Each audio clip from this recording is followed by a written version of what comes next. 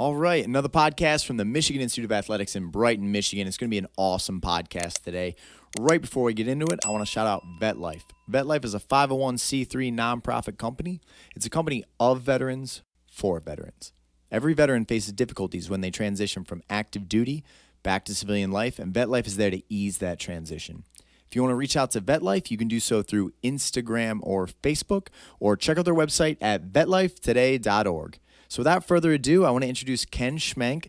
Ken, I'm really excited about this episode. It's a wild way that we got into contact through a mutual friend. So I don't know if you've seen any of my episodes, but we're going to start this one the same way. I don't want to know about the man that you are today yet.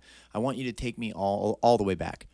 What were you like as a young man? What was the family life like? Where were you born and raised? What were the things that were influential to you? And then we'll start to build up to your story today. Yeah, James, thank you. And again, thank you for letting me be here today. Just wonderful. I grew up in the Dearborn Heights area in Michigan. I was one of 8. My dad and mom were good Catholic families, go forth and prosper and multiply, right? Which is what they did. My dad was... Where do you fall in that chain of 8, by the way? Oh, boy. I'm toward the bottom. I'm third from the bottom and the youngest boy. Got it. 5 sisters, 2 brothers.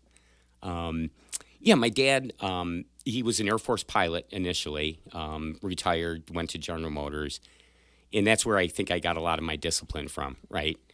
If you were going to be 2 minutes late for church, we didn't go. We had to go to the next service. My mom was a full-time homemaker, volunteered all the time, and that was one of the things they instilled in all of us, right? You just don't go through life working, raising kids. You have to give back to your community, whether it's through a church, whether it's through the city, whether it's through volunteering for different groups. They really instilled that in myself and my brothers and sisters. Went to a Catholic school, then went to Eastern Michigan University. I got a very small scholarship to run cross-country there, and you and I had talked earlier, but I learned a valuable lesson about humility, that I was not the best runner out there. It was interesting. After my junior year of college, I was broke. I had student loans like crazy, and I actually went out to Wyoming and worked in the oil fields for 3 years. And, relatively speaking, back then, $9 an hour working, 100 hours a week, I made a lot of money. I got laid off after 3 years. I came home. I went back and finished my senior year of college, got a degree in business management. I paid off all my student loans, had enough money to pay for my last year of college, and I actually bought a used vehicle for cash. So from there, I got into the technology. The funny thing is, I don't know if I could fix anybody's laptop. I can barely turn mine on. I'm more of on the business side of it, right, running the business. I'm on my 4th IT company that I've been part owner in. We build the other 3, we sold them. I have 2 business partners in this one, one in Pennsylvania, one in Georgia, and then we have an office, believe it or not, in the east part of Kentucky, where we have a couple employees. And the interesting thing about that is we have done 0 advertising for that business. It was all word of mouth, people we've known. We're about $1.2 million in revenue, and we should end the year about 1.5. And basically what we do is we manage computer infrastructure for small, medium businesses. And I have no idea how this happened to us, but we are managing a lot of high-end resorts and high-end independent hotels, in a few small city and county governments as well. So, man, that's awesome. So what a story. First of all, you were born, you had a veteran father, so there's probably a strong sense of patriotism in your family. Religion played a huge part, so it basically set the foundation for right from wrong. You guys had like a good guideline. Would you say you were very blessed as a young man? You grew up in a great family. You guys loved the country. Was that kind of the energy around? 100% agree with you, but I want to say one thing, and you'll probably laugh at this. When I was growing up, I thought we were the poorest people in the community. And I'll never forget when I was in high school, Converse high tops were the biggest thing out there. And I went to Kmart with my dad, and he looked at me, and he looked at the Converse high tops, and he looked at the Skips, which were the knockoff. And, of course, I got the Skips. I didn't get the Levi jeans. I wore the Sears jeans. I did. I literally thought our family was broke. Little did I know after my dad had passed, he said my mom set up for life. He saved his money. He worked hard. He was honestly just an incredible man. Taught us everything, myself, my brothers and sisters, who have all graduated college, all have professional jobs. I can't thank him and my mom enough for the way they raised us. And you're right, James. That's what instilled the values in myself and my brothers and sisters. Well, that's such an ideal situation where you're growing up in a world where your father is your hero figure, right? Because you get to look up to somebody and you get to have an example of like what a man is in this world and how he treats people. And the fact that he was instilling into you guys that like give to your community, care about other people. He has 8 children. Yeah, he could buy you the nicest things, but that's not what's best for you at that point in time. You don't need the nicest shoe right then. He's taking care of your mother and your family for the rest of his life. That is huge. I mean, so you came up with truly the American dream kind of story, and then the world was your oyster. You got to graduate and say, okay, now what am I going to do in this thing? When you were a young man, before you started getting into IT, did you have any certain dream or any certain thing that you thought you were going to grow up into before you stumbled into the IT business world? You'll laugh, but all through high school, I worked for a landscaping company, and I really wanted to be a landscape architect. And I went through 2 years at Eastern Michigan University before I decided on really what my major was going to be. I took all the undergrad classes, and I realized, you know what? I'd rather be on the business side of this. I don't want to be 60 years old, and nothing against it, but hauling sod and doing all that. I don't know if my body would take that. And I did have that kind of entrepreneurial spirit, right? Let's go build something. It would be fun.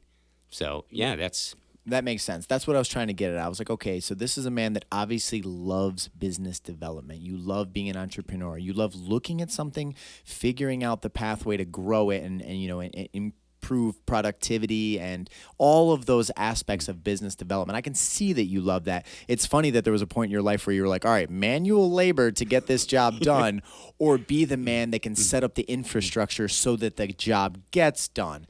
And then that's what you've been into for your entire adult life. Once you started doing business development, you've stayed that course. Absolutely. Right. So, well, I'll take that back. So after we sold my business partners and I sold our third IT company, I had mentioned earlier too when we were talking, I took 2 weeks and I'm like, okay, what should I do? And after 2 weeks, I was climbing the walls. I can't sit in the house. I did all my list of things I wanted to get done. And I actually went to work for a foundation company, Foundation Systems of Michigan. And I was trained to be an inspector. And pure blue collar job. I did very well at it. And I got to tell you, the people that I worked with were absolutely phenomenal. Those guys would give the shirts off their back to you. They were incredible. And then COVID hit and we got laid off. And wow, so this was really recent. Yes.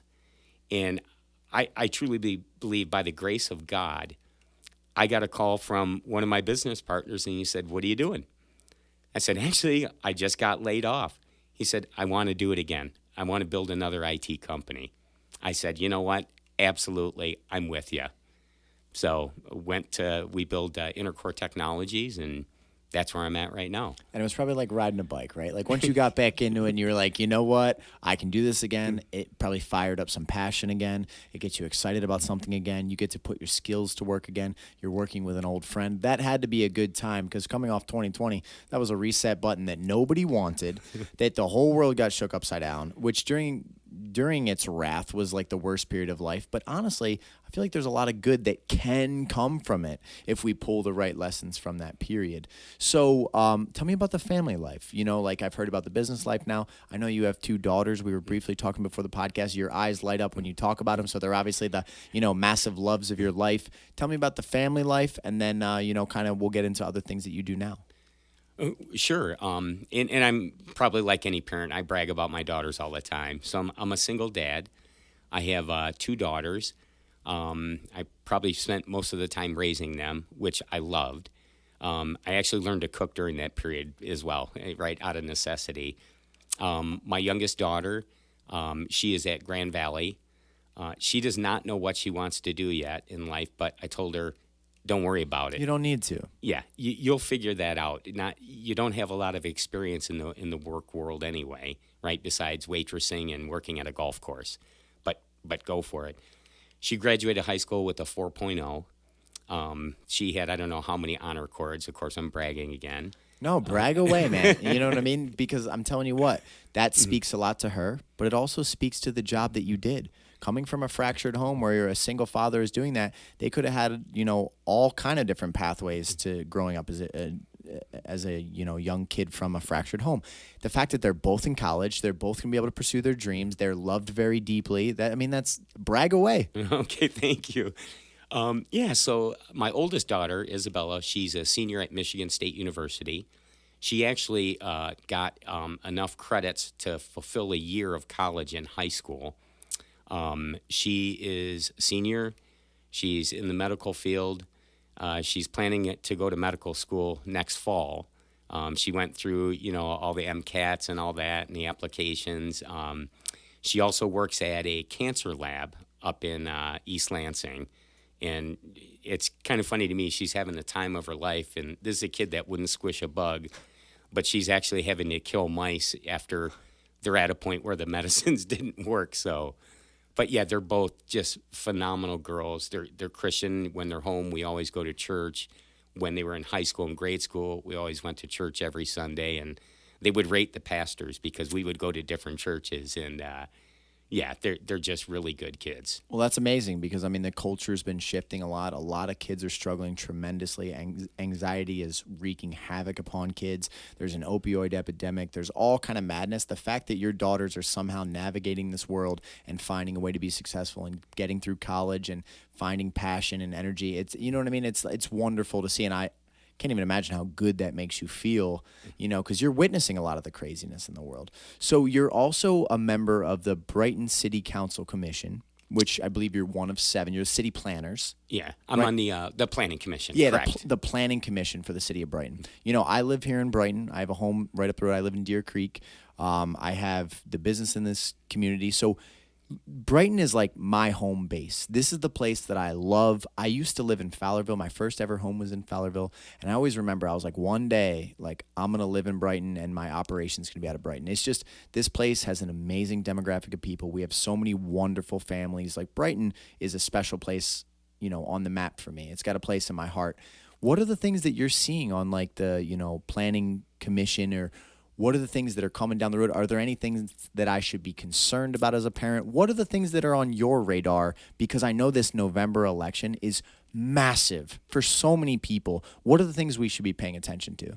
Yeah, so the November 8th election is a big one for us. And first of all, I am a commissioner on a planning commission, but with me and you talking, I'm really representing myself as a private citizen, 100%. Not as a planning commissioner. 100%. I'm not taking any of your words as representing the planning commission. I just want to hear from Ken, the father, the entrepreneur, the concerned member of a community. That's who I would like to hear from. Yeah, absolutely. And in like you, I love Brighton. I've lived in Brighton Township, I think, for 13 years, and then after that now 10 years in the city of Brighton. I love our downtown. Right, Main Street is phenomenal. When they have the festivals, and even without the festivals, just going downtown, going to the different restaurants, it's such a great small town feel to Main Street. It's fantastic. 2 of my cousins from Philadelphia just visited recently, and they were saying the same thing. They're like, this is such an awesome place to raise a family. It feels so safe. It's so clean. The people were so kind and respectful to me. Philly's in a disastrous state. There's their murder rate is through the roof. There's drugs everywhere. So the male and female that visited, they were like, man, it's just, you guys have it lucky here. And I was like, I know, we don't take it for granted. Yeah, absolutely. So to answer your question, James, the real big concern I have is, of course, this November 8th vote on marijuana, right? Whether we're going to have marijuana dispensaries in the city. And first of all, I'll say I really don't have anything against anybody that wants to do it. If, it's legal, if you want to do it, go ahead and do it. My big issue is that our community is family friendly. It's, again, talking about the downtown, the number of people walking up and downtown. And I mentioned to you when we talked earlier, I ride a bicycle a lot. I can't tell you how many times I ride my bike around downtown through the different streets of Brighton. Everybody waves.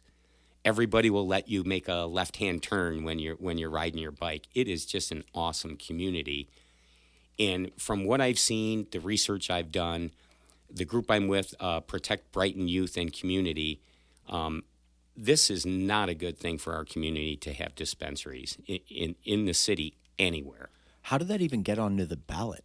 Like, how does that just go to a ballot? Because I would think that would have got stopped way beforehand, because I feel the same way. Like, listen, I have a lot of friends that do choose to use marijuana.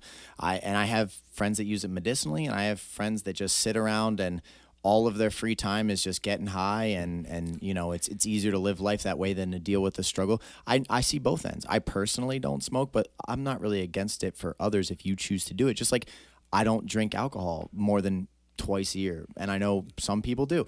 But, like, it's a personal choice. But what I'll say is I wouldn't want that in Brighton at all. I mean, there's just certain things, and maybe this is a little stretch between the two, but, like, I don't want a strip club downtown. Exactly. I don't want a dispensary downtown. I don't want a crack house downtown. I don't want any of these things downtown, because I value, love, and respect our community and downtown. Now, anyway, I don't want to take over this. Let's continue to go with, how did that even get onto the ballot? Yeah, that's a great question. And I want to honestly give credit to City Council first, because the City Council was opted out. They were opted out for a long time. However, they were getting a ton of calls into City Hall saying, we want marijuana to, dispensaries in your city. We want to come in and do this. And it was just flooding them. So what happened is City Council actually went to the Planning Commission and said, maybe we should try and get some zoning regulations if this is going to come at us. So it went to Planning Commission, and we were all in 100% agreement. We don't want it downtown, right? Period. We don't want it near schools. We don't want it near churches. We don't want it near daycare centers and parks. And so we came up with the guidelines as a recommendation to City Council, right, so they could have it. City Council held a meeting, and good grief, I can't remember how many months ago, but they had a public meeting, and there were about 200 people that showed up, right? And the purpose of it was decide whether they were going to stay opted out or decide to opt in. So during that meeting, we had 16 churches, local churches in and around Brighton. We had the Brighton Board of Education. The Livingston County Sheriff supported us, but he couldn't write a letter, right? He can't get involved in that. All said, please don't do this to our community. We don't need it. So what happened is during that meeting, and it was probably 60% against it, but what was interesting, James, to me is that the 60% that were against it were mostly citizens of Brighton. The other 40% were from almost all out-of-towners wanting to put dispensaries in the city. Yeah, but you don't live in this city, and this is not your area. So at the end of the day, we should take the residents and the constituency as their desires. I mean, of course, if someone can make money, that's all it is, hey, can I put these dispensaries downtown because there's a lot of money in Brighton, Howell, Heartland, or whatever, Livingston County, and we'd like to suck that money out of there for our products. I get why they would be there, but that's not City Council's job. City Council's job is to know their citizens. Yes. And respect the wishes of the people. Because, like, when you were listing those groups, I was thinking, like, well, I'm not in that group or that group or that group. But almost any person that in my mind that I come up with, like, would you want dispensaries in downtown? They're going to say no. Yes. So you have to take that into account. Yeah, in fact, and they did, which was great. So what happened is during that meeting, the city council 6-1 said no. We are going to stay opted out. We don't want it. 6-1. So it wasn't even close. It wasn't even close.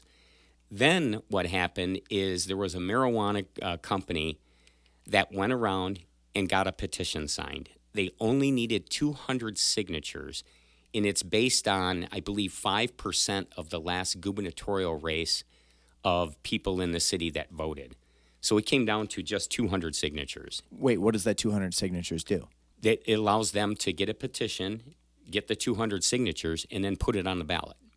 Wait, time out. So what if I said I want to have a strip club in downtown Brighton? If I can get 200 people to simply sign a piece of paper that goes on a ballot, and then if it gets voted for, it gets approved?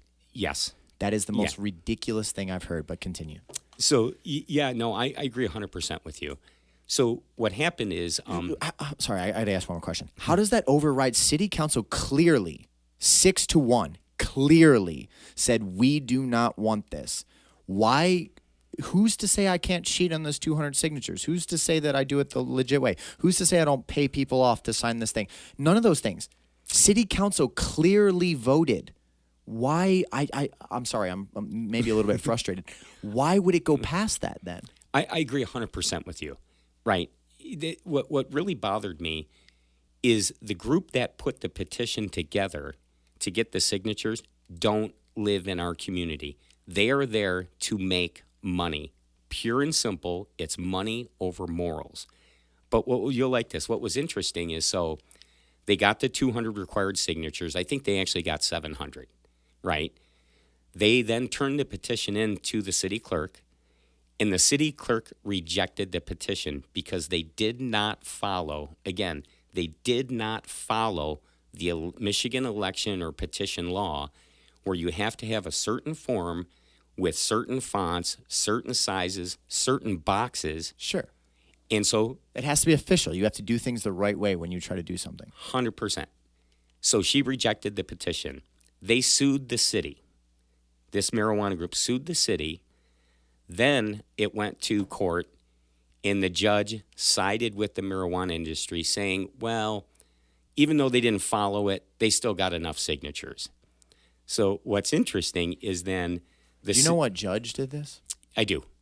Can we say it or not? I think it's public record. Yeah, Judge Hattie. Yeah, as long as it's public record. Judge Hattie. Okay. Yeah. And that's fascinating because you don't follow the process and the procedure the way that it was meant to be done. And apparently process and procedure doesn't matter anymore. We can just... I mean, I understand they hit the number, but you're supposed to do things the right way. I don't even know how it gets to a petition when city council says 6-1 no. And you're looking at a group of people that do not care at all about downtown or the city of Brighton. They just want their own interest of filling their pockets. Guys, what are we doing? All right, so I'm sorry, Ken. No, James, you nailed it. And it's not just city council, like I said. It was the church leaders, the religious leaders, the Brighton Board of Education. Business owners, right here. Yeah. They said, no, we don't want it. So when Judge Hattie ruled in favor of the marijuana industry, it came back to city council. They looked through the wording. And the tough part, again, for me on this was we didn't write the language for the proposal. That was written by the marijuana industry. So, again, the city of Brighton was sued. The judge sided with the marijuana industry. It went back to city council. They had to approve the language as it was written. Then they turned it into the county, right, Livingston County, because they produced the ballots. God bless the county. They said, sorry, you're too late. There is a Michigan law that you have to have petitions in on a certain date in order for it to be on the November ballot. Sure, that's just the law. Law. That's the law. So it sounds like there's a workaround to this law as well, sir. Yep. So what happened is the county rejected it. The marijuana industry sued the county. It went back to Judge Hattie, and Judge Hattie said, we've been through this, let the voters decide.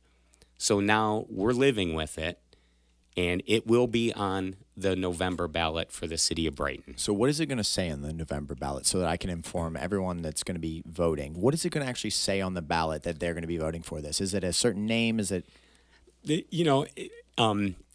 That's actually something that really bothered me. The petition that these marijuana people sent out, you know what the name of it was? Say Yes to Brighton. Say Yes to really? Brighton. Why didn't it say, I want to put marijuana dispensaries in Brighton? It didn't. Say Yes to Brighton. Well, of course. I mean, they're using every tactic possible to get the desired outcome. They probably have a team of lawyers, and they have probably very deep pockets, and they're doing everything possible to manipulate people of Brighton. Because if you read a line that said, say yes to Brighton, you're like, yeah, yes to Brighton. Let's go. Here. Let's 100%. go. Yep. So in just some of the things on the ballot, right? So there's a couple things that really caught me. In the first one says a minimum of 2 dispensaries in the city. So Minimum. So you Yeah. have to allow at least 2. at least 2. And then you know what's going to happen? What's going to happen when the third wants to come in and you're not going to allow them? In that, James, you nailed it again. That's the biggest problem with this, is because the city, like all the other cities, they don't have a set guideline of what you need to have a marijuana dispensary in your city. There's no written guidelines at all. And what's typically happened, like Kalkaska, 2,200 residences, they have 6 dispensaries. And the problem they had is what we will have. You let 2 in, there's actually 12 dispensaries, different companies that want to be in Brighton, right? They've been calling City Hall. If you let 2 in, the next guy that comes in says, hey, I want a dispensary. We can say we don't want it. They sue the city. It's going to cost a ton of money. So that was the first thing that bothered me. The next thing that really bothered me, and they knew this, they said a dispensary can't be within 800 feet of a kindergarten through high school, right? 800 feet, that's nothing. And it can't be within 800 feet of a park that is over an acre in size. And this is important for everybody to understand in the city of Brighton. The pavilion and the Imagination Station combined are not an acre. So they did this on purpose. They want it downtown. Of course, it's tactical. Listen, like they're making it sound like they're trying to do the right thing, but it's a tactical approach so that the moment it gets approved, they don't care what the backlash is going to be. The money is going to start flowing. That's the motive here. I've learned about this 15 minutes ago, and yet I can easily see exactly how this game is being played. And obviously they have a team of very intelligent people, but you know what I'm going to count on the fact is Brighton residents are going to see through what's going on here and say, these people don't live in Brighton. They don't care about Brighton. They don't want to support the community. They don't care if our town goes to shit. It's just about, can you get a revenue stream flowing? Absolutely. And in fact, what they just did, and I received the letter yesterday from the Say Yes to Brighton committee. I believe every resident probably got the same letter. But they're saying that it's going to generate $120,000 a year in tax revenue for the city, which is completely false, and here's why. First of all, they don't control the money that comes to the city of Brighton. That's Lansing, and that's based on the number of dispensaries, and it's based on the revenue of the dispensary. The city of Detroit, it looks like there are going to be 160 new dispensaries, which is going to dilute the market. We already know, based on the statistics, that the initial dispensaries that came out, they make money. They all do still. But as more and more of them came in, the less revenue they were generating, right? So Individually. So let's just give them the benefit of the doubt. Let's say it generates $120,000 in tax revenue for the city, which again, that's controlled by Lansing. If a recession hits, anything can happen. Sure. So $120,000, that does not lower your taxes. The city council, the city cannot change the tax revenue, right? It's it. Your taxes are your taxes. What they can do, which they're not going to, is then they could reduce something on a millage. They have a $10 million budget, the city. They have $10 million is what they raise. You know how much that would reduce it? $2 per citizen. What it is it's irrelevant. What they're going to try to do for November 8th is they're going to try to paint all these holy causes. Oh, we care about the medicinal side, guys. We're just trying to get people treatment they need. You know what? We really want to help the people of Brighton by lowering their taxes. We just want to make it more convenient. No, you don't care about any of that. Let's be honest. Let's live in the real world. Everybody that watches this podcast, are you fooled? Are you shocked that these people that are not involved in our city, that only care about, you said something earlier. You said money over morals. That's Absolutely. all. That's the message. Are you going to allow that to win in this life? Unfortunately, big money dominates so many aspects of this culture, this world. Money is like the root of almost all corruption if you trace it deep enough, besides just pure evil in people. And you know what? Do you want those type of people to get another victory in your hometown in a place that you love? I don't. I don't either. And like I said, I've got friends that smoke. I have friends that use it. But at the end of the day, I would sit down with all of them and say, guys, dispensaries shouldn't be downtown. And I don't think I would get objections from very many of them at all, especially as they start raising families, as they start having children, as their kids are going to be walking downtown. That's when they're going to go, you know what?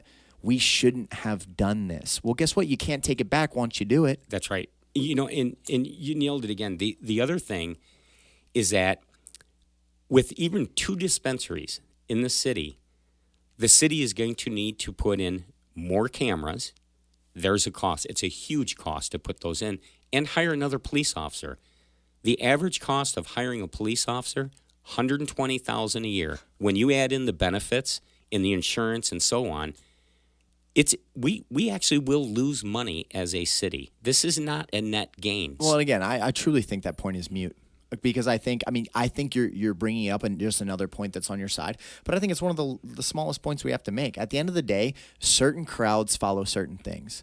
Okay, throughout history, people that are terrible alcoholics have caused a terrible amount of damage to families, to communities, to lives, and we see how bad alcohol is.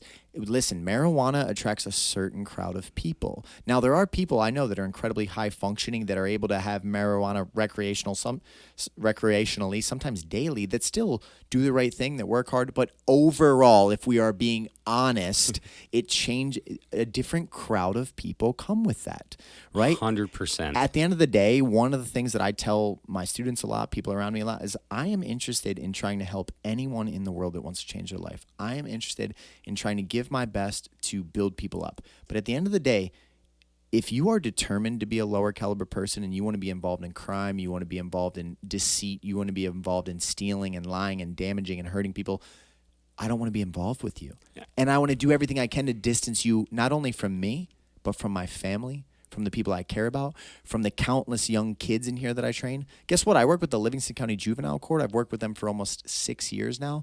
Awesome. Most of those kids, they have either drugs were in their life, or drugs were in their family, or drugs affected grandma and it caused damage all the way down the chain, or grandpa. Countless times the people that I'm interacting with, their lives have been destroyed with drugs. So this is not coincidental. I'm speaking anecdotally, but I've witnessed it my entire life. Oh yeah. No, I agree with you. The other thing that I think the listener should really understand is that there are real estate agents today, and I walk down Main Street talking to different business owners, and I can confirm, and I won't tell you who they are. I promised I wouldn't. 3 of them have been approached by the marijuana industry to buy their inventory completely, give them a ton of cash on top of that to buy their store on Main Street and put a dispensary. And I tell people, and I'm like you, I don't care if people want to use it. And does it have a medical use? Probably only for someone that's like terminally ill cancer, right? If they want to do it, fine. But you don't need it here. You can get this delivered. There's a dispensary within 6 miles of Brighton, right? And the other point I want to make, and I found this interesting, is that one of the persons that owns a dispensary bragged about how they have 1,600 customers a day. 1,600 a day. Now, I think that person is just bragging, but let's say it's 500, and there's 3 of them. Can you imagine 1,500 more cars a day on Grand River and on Main Street? There's nowhere to park right now. It would crush those other businesses. I mean, think if you owned a dress shop next door to one of these, your customers have nowhere to park. 100%. And I think you're thinking far down the chain, Ken. You're like hitting every aspect that I can see. I mean, you're making valid points in a bunch of different aspects, but I think we need to keep this, ultra simple as we move towards November, and the fact that like the massive causes that are up at the top, because that's still further down the chain, should be so much more than enough that to drive your decision to do the right thing for the community, that like these are all just extras, okay? We could probably make a list that would roll off this table of all the benefits or damage that could be caused by this. But it's like, do we need to do that? Did city council not speak very clearly 6-1? Did people not speak up very clearly what their intentions are? Did religious groups and business owners and many other people not clearly express what we want? Why would you allow outside members that are working for a special interest to take over your city? Don't make it more complicated than that. In November, it's, to me, the decision is so easy. You know what I'm saying? And at the end of the day, medicinally, I actually think that there could be a bunch of benefits for marijuana for different people, because some people with anxiety, they might be able to calm them down. They might not deal with the stress of the world. It's like, I'm not arguing to that. And I think if we focus the debate on that, well, then the people that disagree with you on that say, well, there might be all these other benefits. We're not even talking about that. Right. There may be. And at the end of the day, if it helps your life, I want you to be able to use it.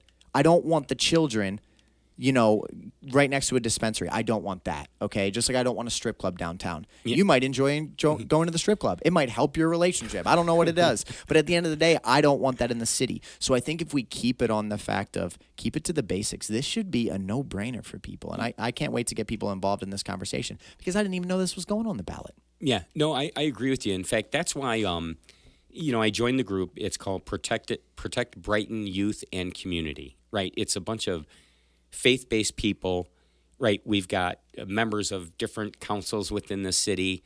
Did you guys meet in the community, or like, why haven't I heard about this before? How do people get involved and join this movement? Yeah, so go to the website, Protect Brighton Youth and Community, right? We've got a Facebook page out there. A lot of the faith-based leaders have been just absolutely tremendous, right? Helping us.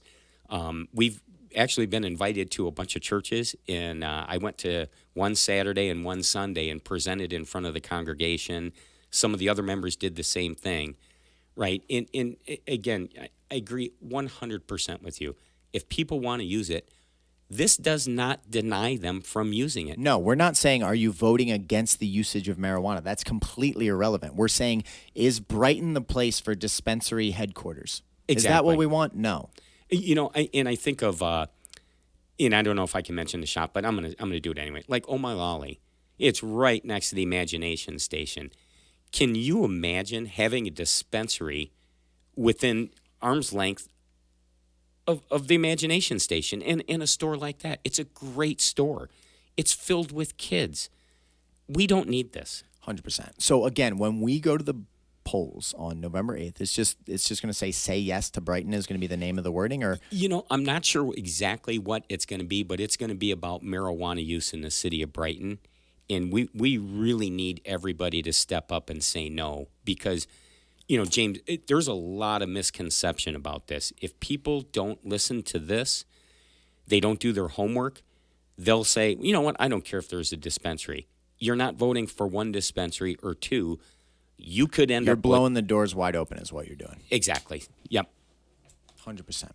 So you have all these people involved. You have these groups in motion. What is, does city council do anything to try to support initiatives when they're against, or are their hands kind of tied? Like, all I'm trying to ask you, I guess, in this open-ended question is, how do we create more traction then? Because, like, the fact that I'm only hearing about this recently and we're now 6 weeks away...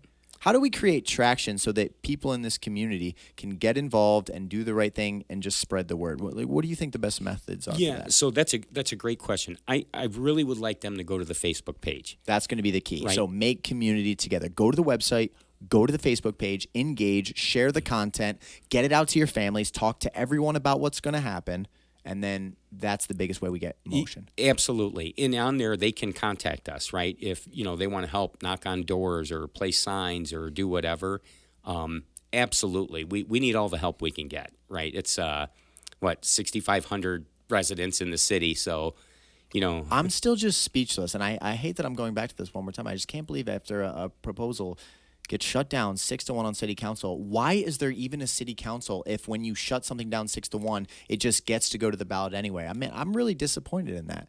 I would have thought it was an incredibly clear decision. Did that one person that went against it, if it was 7-0, would it be any different, or could they have still gone through the exact same steps? Oh, they would have gone through the exact same steps. So then what is the entire point of having a city council when nothing you say matters? You could vote 7-0, and as long as I get the right people and I get the right money backing me, I can go around you no matter what. Isn't that what I'm hearing? It is. And I first want to say I really think the city council of Brighton does a phenomenal job, right? They do their homework. If everybody knew how hard they work, it's not just 2 meetings a month. They have meeting after special meeting, and they're doing homework. There's some phenomenal people on city council. Is it public record obviously the city council members. Can we name who they are on this podcast? Yeah. So I hope I get them all right. So Susan Gartner, Chris Toby, Bill Albert, Paul Gibson, Renee Pettengill, and Jim Bone all voted no. And then the one that voted yes was John Enos. Right. And honestly, I have a lot of respect for John. He's a smart guy. I don't agree with his yes vote. Did he lay out why he voted yes? He's a capitalist, is what he said. And again, I don't want to beat up Free John. market should win no matter what, that type of mindset, right? Yeah. And again, I'm not beating up John. I like the guy. I think he's very smart. He's done a lot for the city. All the city council members are, honestly, I wish people would go to a meeting and see how hard those people work.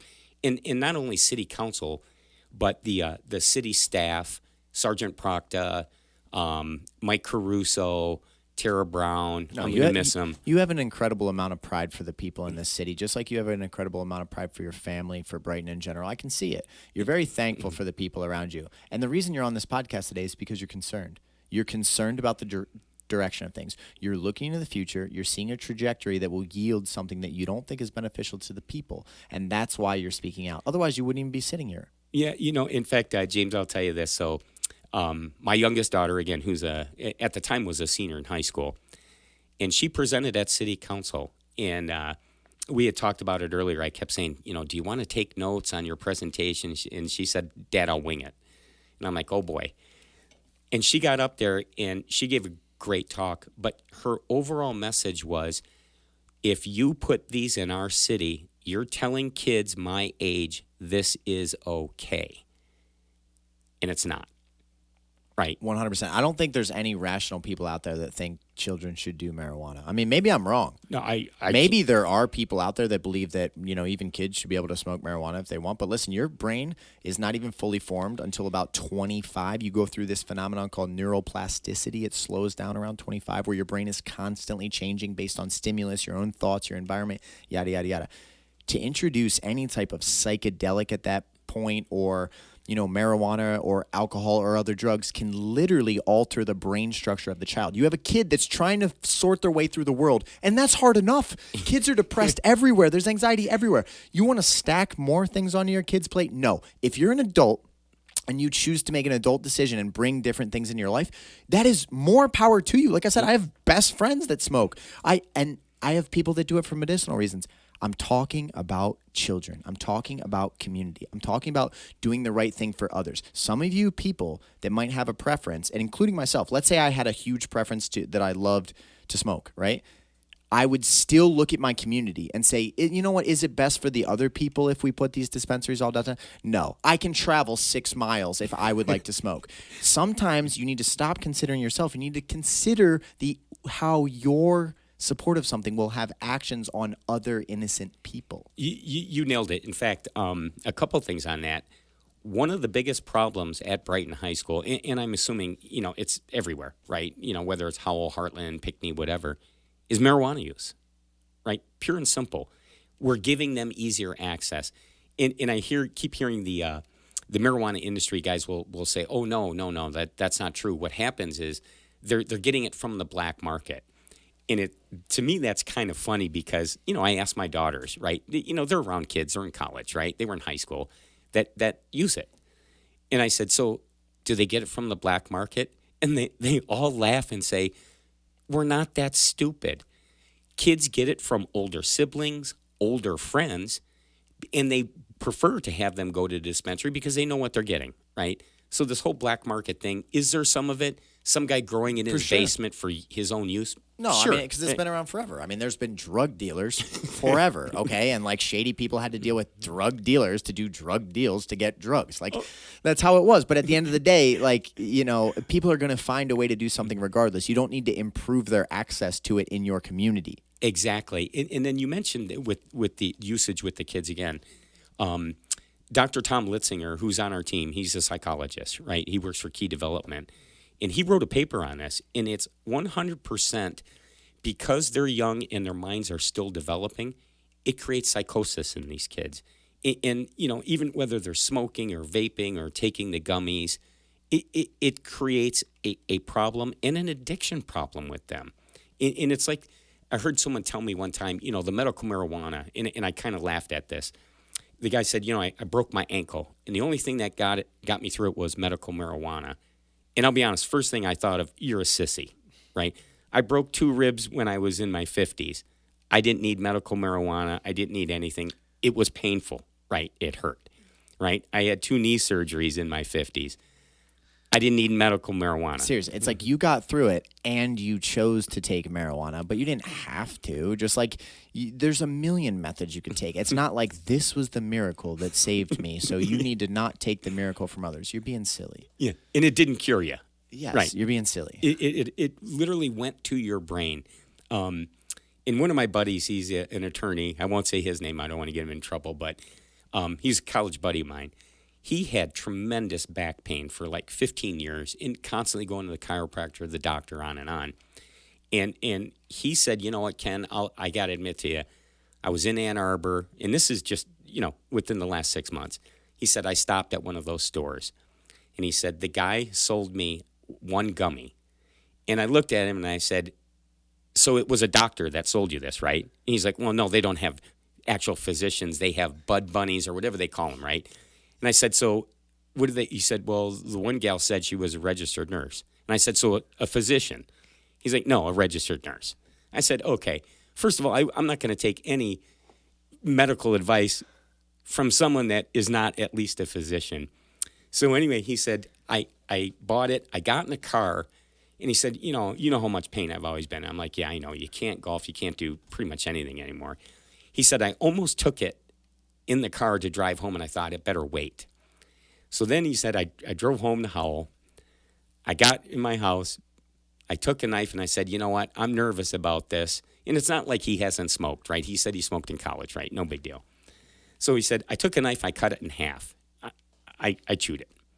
He said, within about a half hour, I literally was sitting under my kitchen table. I was not a functioning human being.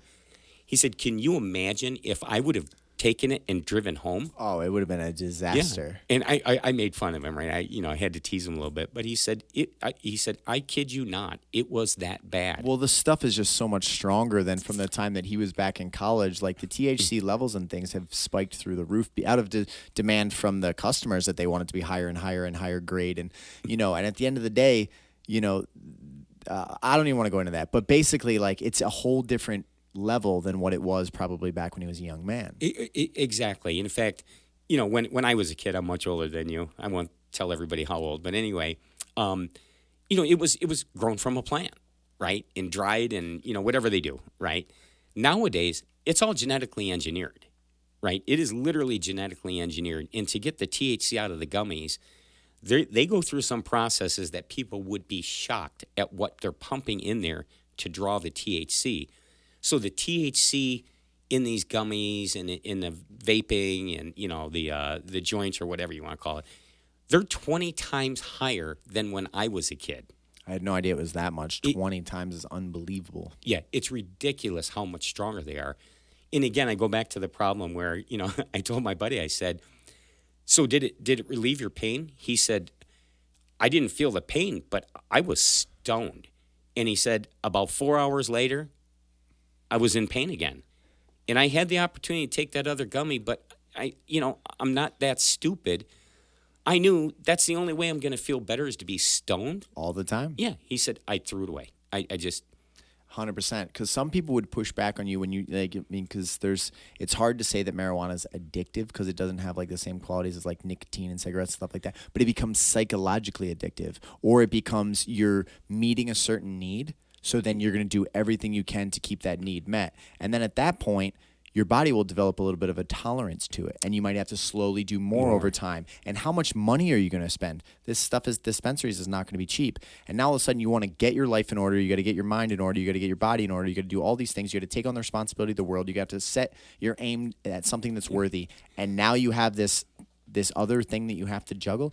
There's just a lot to it. So I think we've clearly made our case for the fact that it's just not right for Brighton. And at the end of the day, I think anyone that is not just considering themselves, if you love marijuana, that's awesome, and go ahead, use it as much as you want. As long as you're not breaking our other laws, you're welcome to do that. Exactly. But I would ask you, when you're raising children one day, and those kids are 10 years old, 11 years old, 8, 7, 6, whatever, and you're looking downtown, do you want dispensaries all over your town? Do you want marijuana to be pushed as if it's like, hey, kids, even though you're not old enough yet, don't worry. As soon as you hit 18, you can buy your marijuana right here downtown. That's not the message that I want. And you know what? I feel like there's a lot of people that feel like me, and I think there's a lot of people that feel like you. And there is going to be opposition, and the opposition is probably going to be very loud because it's backed with a lot of money. It's backed probably with, legal teams, and, I would be shocked if people don't end up getting threatened and they try to bully people. But at the end of the day, guys, do the right thing. Do the right thing.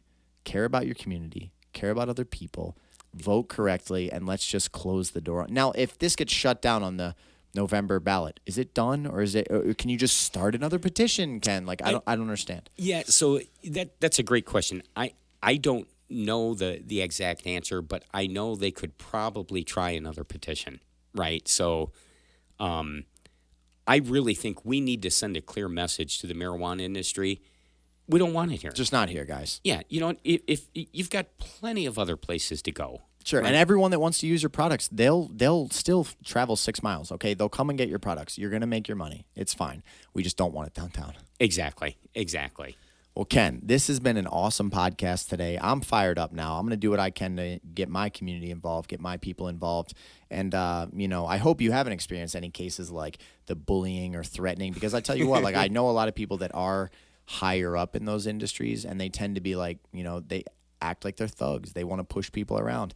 And at the end of the day, I admire people like you. You're an older man that doesn't have to be in the forefront of this battle, and yet you are, and you're standing in opposition, and you're not doing it for money or for anything other than, hey, I'm trying to do the right thing for the place I love. If you don't appreciate that, man, I don't know what else to say. The fact that you're willing to take this on, you don't need this stress. You don't need these problems. You don't need all this. I mean, you could easily, you make money with your company. You watch your daughters being successful. You're taking on this fight because you care about the people. That's the truth. 100%. And again, James, first of all, thank you for doing this. Amazing. But I'm just one of the members of the Protect Brighton Youth and Community. These people are the same way. They have nothing financially to gain out of this. They love our city. They live here. They dine here, right? They shop here. They raise children here. We just don't think it's the right thing, right? Are there any meetings that are public or anything that I could come and be a part of, or that anyone else could join in it, or is it not like that? Because I'd love to get all these people together, have one, group session. We all, get on the exact same page. We go out in the community. We make sure that, the word is spread. And then November 8th, I think it's already going to get decided. But we just got to get people involved. Yeah. So right now, we actually have a meeting tonight, but it's with the core group because we're planning, door knocking and things of that nature. But we are going to plan a couple of public events, right? Maybe downtown at the Pavilion. But we'll absolutely let you know. We would love to have you there and your listeners. You've got a great audience.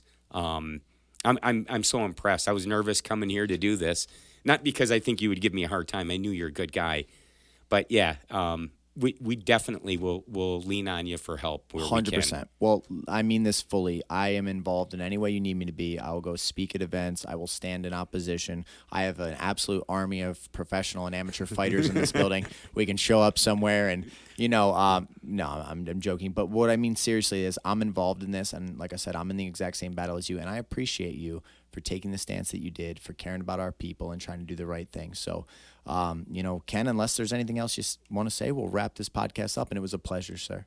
No, thank you again. It's just there are so many amazing people between yourself, the faith-based community, the Brighton Board of Education, all the people that have gotten involved with this are just the people you want to hang out with and that you want in your city. We're pretty spoiled here. Brighton really, Brighton, Livingston County, just the area on the map that we have, we really have a great thing. So thank you for joining me today, Ken, and we'll wrap this thing up. Awesome. James, thanks again.